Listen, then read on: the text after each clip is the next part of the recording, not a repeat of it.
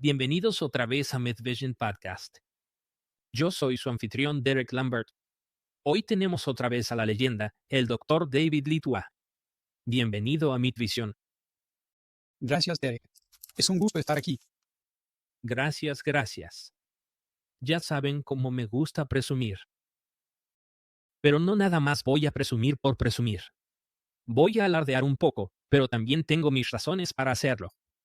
Creo que esto es muy importante. Y esto va para que lo escuche el espectador promedio en línea. He entrevistado, no sé si 100, pero tal vez entre 60 y 80 doctores en este campo. Por un lado, hay algunos que encabezan mi lista. Hago constante referencia a ellos en mis documentales. A ellos hago referencia en mis videos y constantemente recurro a ellos. Todos ellos son personas que, en mi opinión, están a la vanguardia y tienen excelentes argumentos. Tú eres uno de ellos. Quiero felicitarte por eso. Me siento orgulloso del trabajo que he hecho en este canal, pero también de personas como tú, tu trabajo y el de otros que piensan parecido, son una gran inspiración para mí. En serio te agradezco que estés hoy con nosotros y que nos hayas regalado parte de tu tiempo. Muchas gracias, Derek. Sigue pasando la voz. Cuenta con ello. Y esa es una de las cosas que vamos a compartir. Su sitio es davidlitua.com.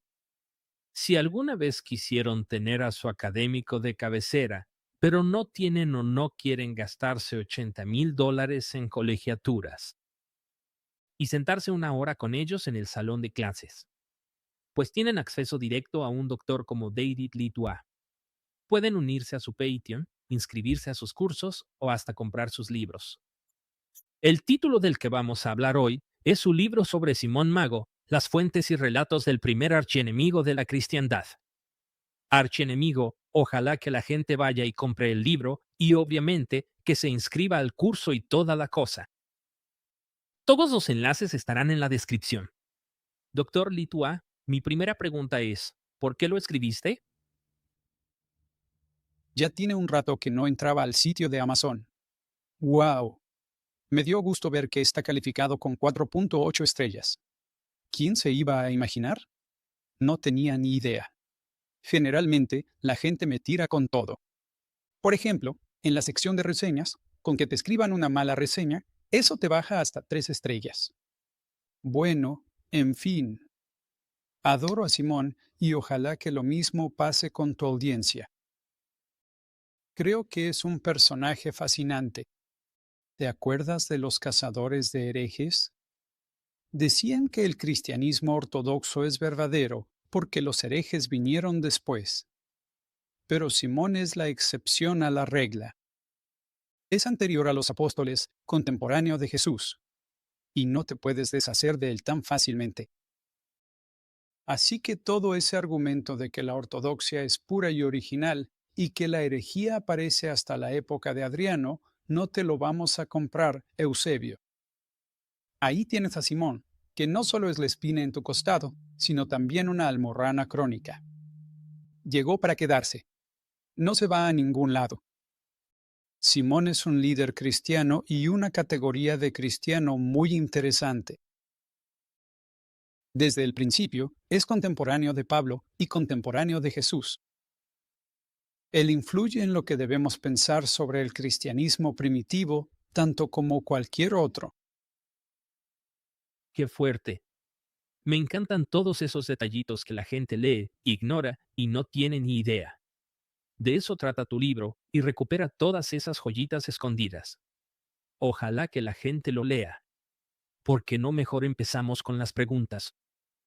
Casi todo mundo conoce a Simón como Simón Mago, el mago de Hechos 8. Pero en tu libro argumentas que probablemente Simón ni siquiera era mago. Y ese título de mago fue un intento del autor de Hechos para desacreditarlo. ¿Quién era el Simón histórico y qué estaba haciendo realmente en Samaria? Mago puede tener dos significados. Puede significar sacerdote persa, porque viene de una palabra persa, magoch. Pero bueno, 9 de cada 10 veces significa algo así como mago o charlatán, Ha habido estudiosos que han dicho que, bueno, quizás Simón era un sacerdote persa, y eso lo veo muy poco probable. La verdad es que para mí no sería la primera opción. Nada de lo que sabemos sobre Simón indica que fuera persa, pero es perfectamente plausible que, como dices, los enemigos de Simón lo desacreditaran llamándolo mago o charlatán. Aquí el problema es que él no hace ningún truco de magia. Te puedes ir a los papiros mágicos griegos y ver cómo se realizaba la actividad mágica en la práctica. Cosas como ir a buscar plumas de aves exóticas, andar recogiendo recortes de uñas y hasta matar gatos a orillas del Nilo. Pero Simón no hace nada de eso. Él no es así. Hasta donde sabemos, nunca estuvo en Egipto, y tampoco es así como que haya estudiado en Hogwarts. Mucho menos viajó hasta el norte de Inglaterra, ¿no? Así que ni siquiera tenemos razón alguna para creer que en verdad fuera un mago. Esa etiqueta de mago se le aplica, primero que nada, en el siglo segundo, mediados del siglo segundo, pero probablemente se basa en el autor de Hechos, que dice que él usa el verbo magein, haciendo las obras de un mago.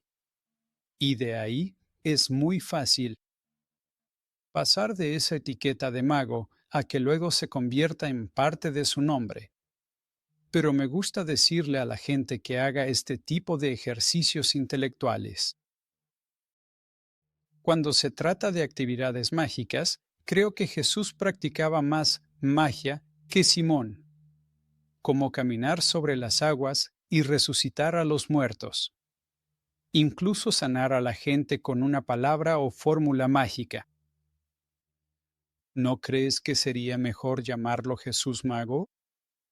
¿Qué onda? No. ¿Y cómo los simonianos pensaban que Simón era una especie de Cristo? ¿Por qué no mejor lo llamamos Simón Cristo? ¿Me explico? Les dejo de tarea que la próxima semana pregunten eso en su iglesia. Si es que todavía van a la iglesia. Nada más con que se la pasen llamándolos Jesús Mago y Simón Cristo durante la misa. Ahí me cuentan qué caras les ponen los demás. En el mejor de los casos, pondría a la gente a pensar, porque son solo eso, etiquetas que asignamos. Son etiquetas. Y casi siempre tiene más que ver con el aspecto emocional que con lo racional o lo lógico. Tal vez ahora entiendas por qué no me convence eso de Simón Mago. Pero bueno, habrá gente a la que le guste y sigan usándola si quieren. Adelante. Pero no creo que sea histórica. Gracias. Ahora, haces una afirmación muy fuerte al decir que Simón era un cristiano bautizado y no una amenaza pagana externa para la iglesia. Si es cierto, ¿por qué se empeñan tanto los heresiólogos en despojarlo de su identidad cristiana? Bueno, no creo que haya sido un cristiano bautizado. Eso es lo que dice el autor de Hechos. No necesariamente confío en Hechos. De hecho, 9 de cada 10 veces no confío en Hechos. Pero aplicando el criterio de la vergüenza, probablemente se trate de una tradición confiable. Acuérdate que el autor de Hechos hace todo lo posible por difamar a Simón y negarle su cristianismo, además de considerarlo un fraude. Y básicamente, decir que es un avaro hijo de su madre. Así que para el autor de Hechos, admitir que también fue legítimamente bautizado por una persona apostólica, en este caso Felipe, es como una espina en su costado. Es decir, si hubiera podido deshacerse de esa tradición, lo habría hecho. Pero la tiene que conservar porque es verdad. Le avergüenza, pero es cierto. Así que no solo es un cristiano bautizado, sino que parece ser un líder cristiano en Samaria. ¿Y eso qué significa? Bueno, básicamente, Samaria es una zona que está al norte de Jerusalén. No está tan lejos. Hoy en día se llama Palestina. Como todos sabrán, Israel es un país muy pero muy pequeño. O sea, literalmente podrías manejar de Jerusalén a Samaria, la antigua Samaria, en más o menos una hora. Él vive en ese lugar, ha sido bautizado, es líder de un grupo cristiano, pero que no está subordinado a Jerusalén. Por ese lado, Simón se parece mucho a Pablo. Ya sabes, Pablo andaba por lugares como Turquía y Grecia, formando comunidades cristianas que no estaban bajo el control de Jerusalén. Básicamente, eso es lo que está haciendo Simón en Samaria. ¿Pero qué hace el autor de los Hechos? Pues tiene la grandísima idea de conectar a todo el cristianismo de vuelta a los llamados apóstoles en Jerusalén. Agrega esta sección completamente ficticia, diciendo que los apóstoles Juan y Pedro hicieron un viaje especial a Samaria, donde se encontraron con Simón para darle un estate quieto. Y Simón sale huyendo como, no sé ni cómo expresarlo, pero bueno, algo así como perro pateado con la cola entre las patas.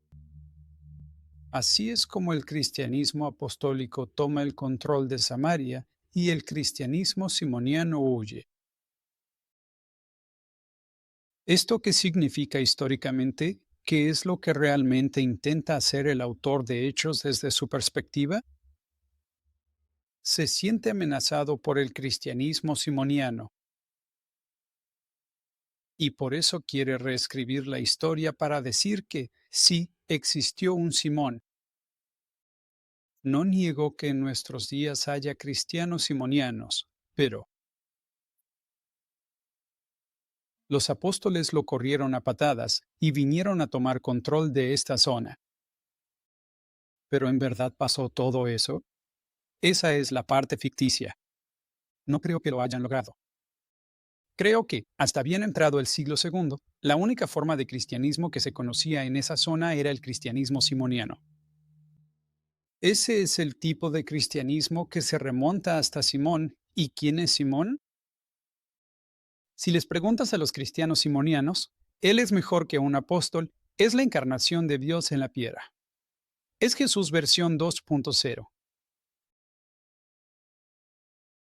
Antes de pasar a la siguiente pregunta, quería preguntarte rápidamente algo relacionado con esto. En Hechos se menciona Judea, Samaria y hasta los confines de la tierra. ¿Crees que por eso Samaria recibe una mención especial ahí? Generalmente, va primero el judío y luego el griego. Pero en este caso, parece que incluyeron a Samaria por esta razón. ¿Qué opinas?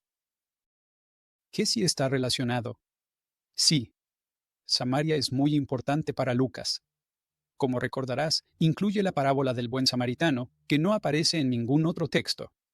Sí, Samaria es muy importante para Lucas. Es importante que él se apropie de esa región para el cristianismo apostólico, pero la verdad es que, Sí, muchas gracias. Una de las partes más fascinantes de este libro es la Gran Declaración, un texto que la mayoría de la gente ni siquiera conoce. Tú la datas entre el año 120 y 150 de la era común y la consideras lo más cercano que tenemos a la verdadera teología simoniana. ¿Qué es lo que realmente nos dice ese documento sobre lo que creían los simonianos? ¿Y en qué se diferencia de lo que los padres de la Iglesia decían que creían?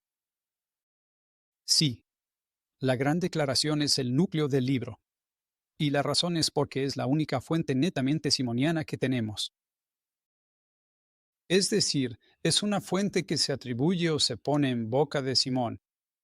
Puedes pensar en ella como el Evangelio de Juan, donde todos esos monólogos del Evangelio de Juan se ponen de nuevo en boca de Jesús. Aunque creo yo, probablemente fueron escritos a principios del siglo II.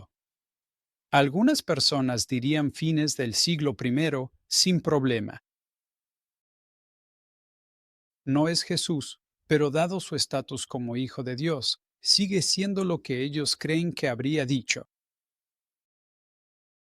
Por tanto, la Gran Declaración es un texto de principios del siglo II, escrito por simonianos que responden a la pregunta, ¿Qué diría Simón? En este caso, sobre la creación del mundo. De eso trata la Gran Declaración. En esencia, es un comentario a los primeros 6 días de la creación y se le considera un comentario gnóstico. Es muy interesante. Todos deberían tenerlo en su librero. Yo traduje el texto, y si compran el libro, pues no tienen que comprar ese texto por separado. Se tardarán unos 20 minutos en leerlo. Es muy corto y los va a dejar boquiabiertos. Se los recomiendo porque es un sermón esotérico muy bizarro. Me gusta leerlo con las luces bajas y tal vez acompañarlo con algo de música tecno relajante de fondo. En serio que es un texto que te va a volar la cabeza. Es una reflexión fascinante sobre el Génesis y la creación, pero se le atribuye a Simón, por eso se dice que Simón mismo lo enseñó. Pero yo argumento, como te podrás imaginar, que no se trata de una atribución histórica. Tal como cuando lees el Evangelio de Juan, tampoco se trata del Jesús histórico. Pero es lo que esas comunidades creían que su héroe diría. Y también te habrás dado cuenta que hoy, cuando estudiamos históricamente a Jesús, todavía nos basamos, tal vez para bien o para mal, en el Evangelio de Juan. Si nos consideramos estudiantes serios tal vez del primer cristiano gnóstico, pero también del primer líder cristiano samaritano, estos relatos novelescos del siglo IV sobre Simón no deben ser nuestra primera parada. Nuestra primera parada debería ser esa fuente simoniana primaria de principios del siglo II, con el pensamiento de Simón en sus propias palabras. Mi argumento es que esa debería ser la primera parada.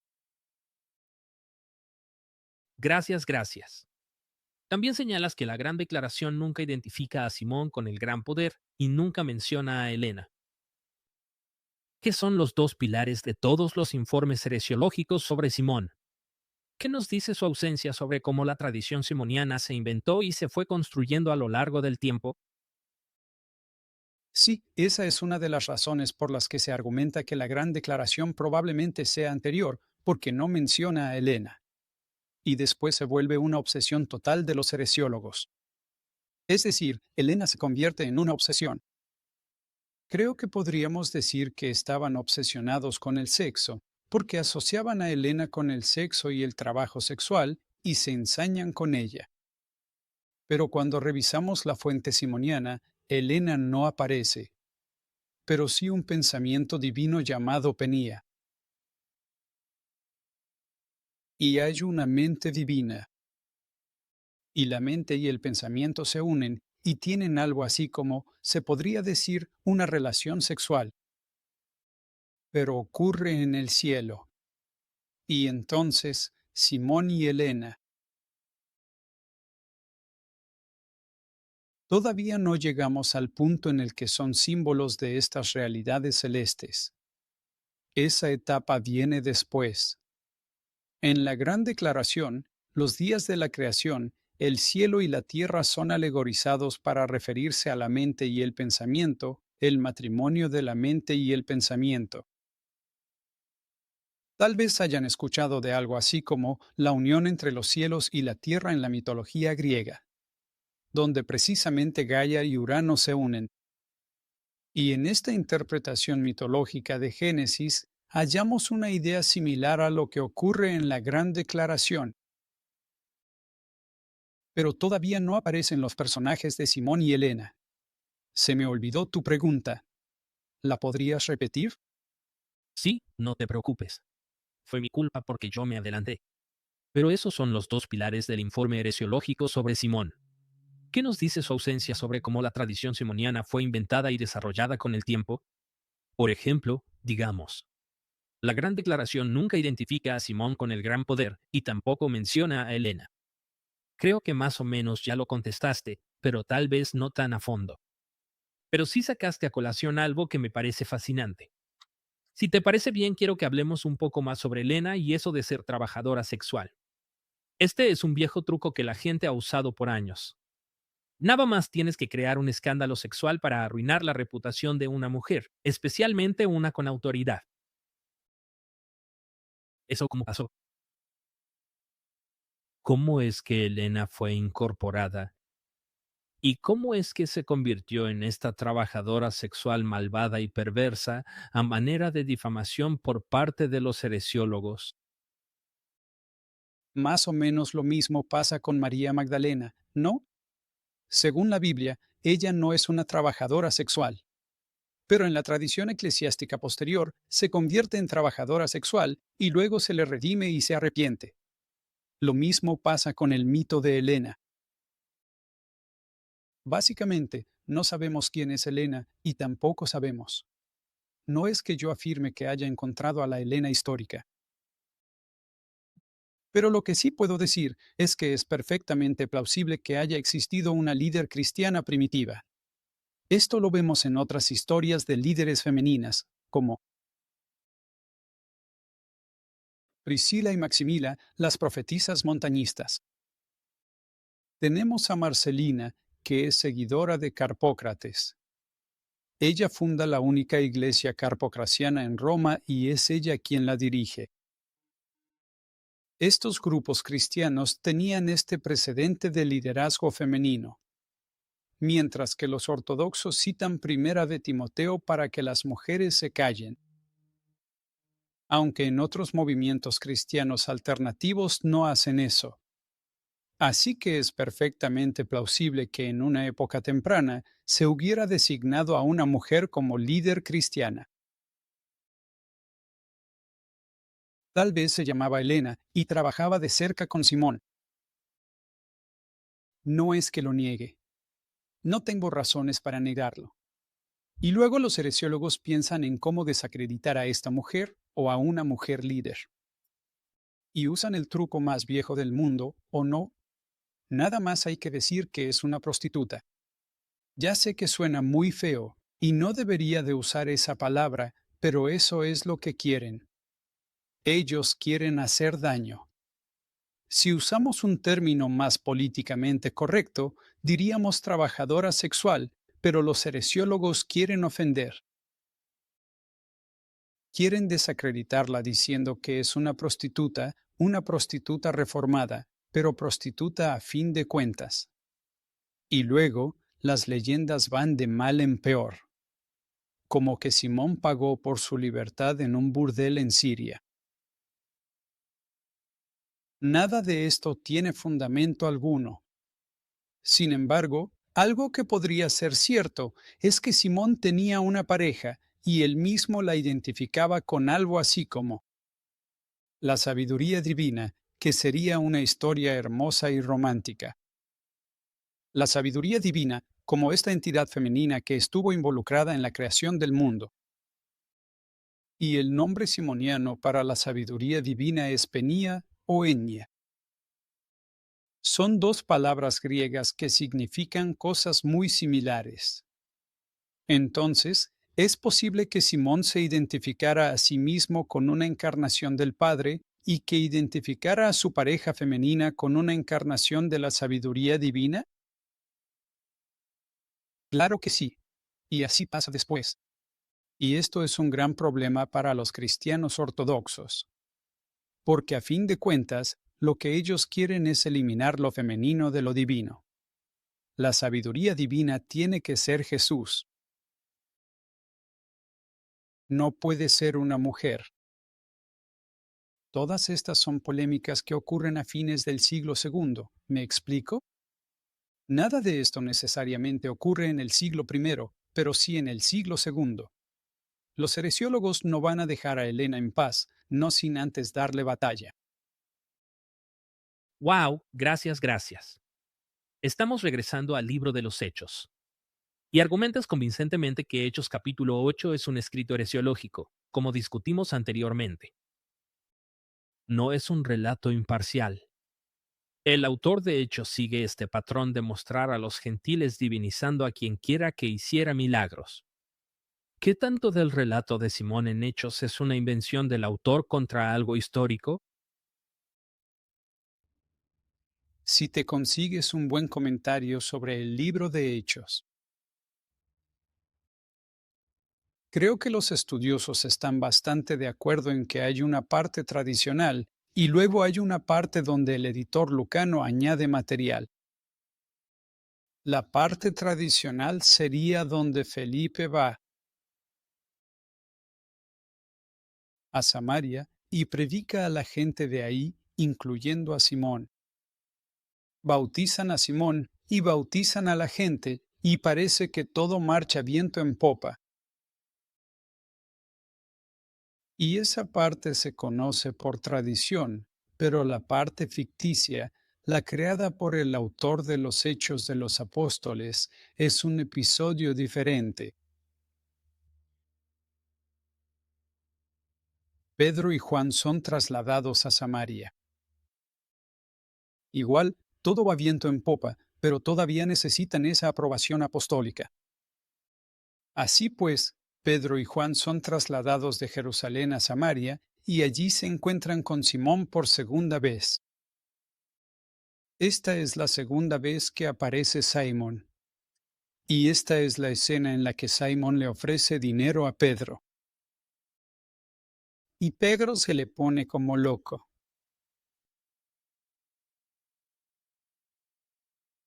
Se comporta de lo más abusivo que te puedas imaginar. Y le dice, tú y tu dinero váyanse a la fregada. Sácate a la chinada. No sea malos, denle chance. ¿Qué no ven que es bien buena onda? Esta parte es creación del autor de Hechos y es su respuesta a la preocupación que le causa la parte anterior. Porque si solo deja esa tradición y te cuenta sobre cómo Felipe llega a Samaria y Simón se convierte en creyente, y ahí se termina la historia. Te podrías ir con la impresión de que Simón es un líder legítimo, un líder cristiano en Samaria. Y el autor de Hechos piensa algo así como, no, no, no, para nada, no vamos a hacer eso. Voy a poner a Pedro y a Juan, y Pedro le dice de groserías, y Simón sale corriendo. Así es como quiero que termine la historia, ¿verdad? ¿Y eso por qué? Porque a Lucas no le gusta que los cristianos simonianos ronden Samaria. Esa es una inquietud del siglo segundo. Él está viviendo en el siglo segundo. Está pensando, ¿cómo le hago para desacreditarlos? Se parecería a como si yo fuera antimetodista o algo así. Y me pusiera a escribir algo así como una historia escandalosa sobre John Wesley. No sé, tal vez como que era mujeriego o libertino, o incluso que estuvo involucrado en malversación de fondos o algo así. Y luego lo subiera a internet para publicarlo. Y dijera, oigan metodistas, ustedes son seguidores de Wesley, pero él era un noete. Y un estafador. Eso es más o menos lo que hace el autor de Hechos. Acuérdense que no estamos leyendo historia hecha y derecha. Lo estamos leyendo en el contexto de la época. En esta época hay un pleito entre los así llamados cristianos apostólicos y los cristianos simonianos. Y a Lucas se le ocurre este magnífico plan para tirarles el teatrito a los simonianos. Y así es como llegamos a Hechos 8.